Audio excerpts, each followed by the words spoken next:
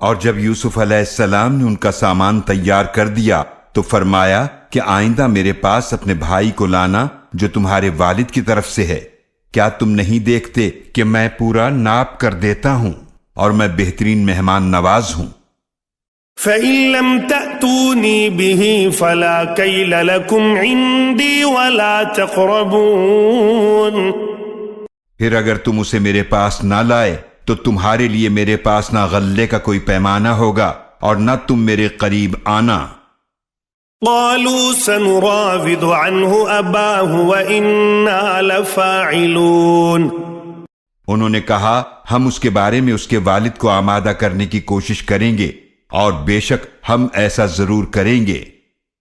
وقال لفتيانه جعلوا بضاعتهم في رحالهم لعلهم يعرفونها إذا انقلبوا